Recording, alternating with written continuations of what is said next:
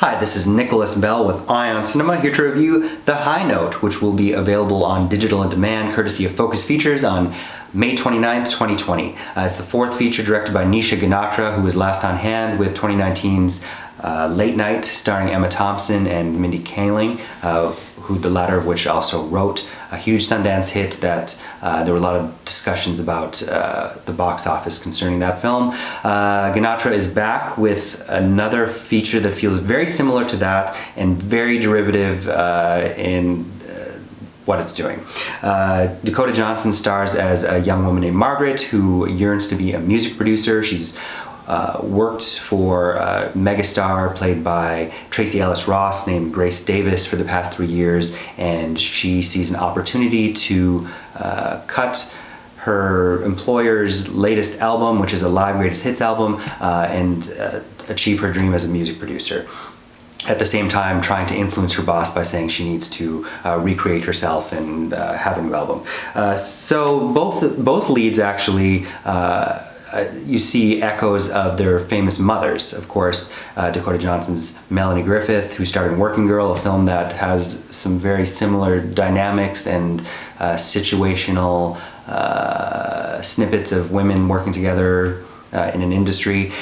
And of course, Diana Ross, mother of Tracee Ellis Ross. So the music that they give Ms. Ross to sing is kind of questionable considering what era she would have been famous in.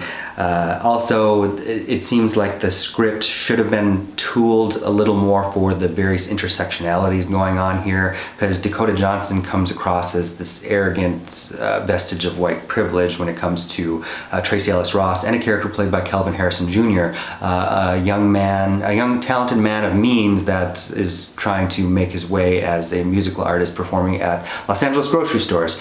So everything, and once all the layers are in place, the players are in place, everything runs along as you would predict, and ultimately seems like it's a waste of an opportunity to really showcase the talents of Tracee Ellis Ross, whose characterization is a little bit all over the place. It seems like it's trying to be a little Devil Wears Prada, but also have its cake and eat it too by fostering a career for her subordinate eventually.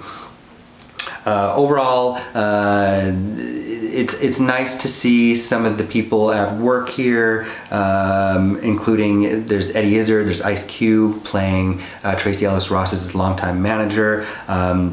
June Diane Raphael shows up for some extra comedic support, which is really kind of the only laugh out loud moments are supplied by her, and a character that really could have been cut out completely.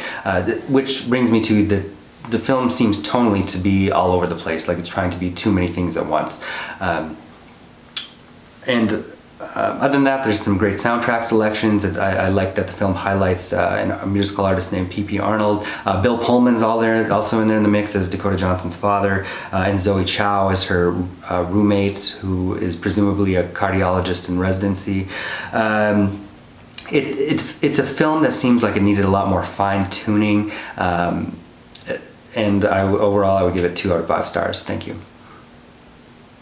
Hey, this is Eric from MyOnCinema.com. If you want to support us, subscribe below. For more reviews, interviews, film festival coverage from Sundance, Cannes, Toronto, you want to check out these guys on this side.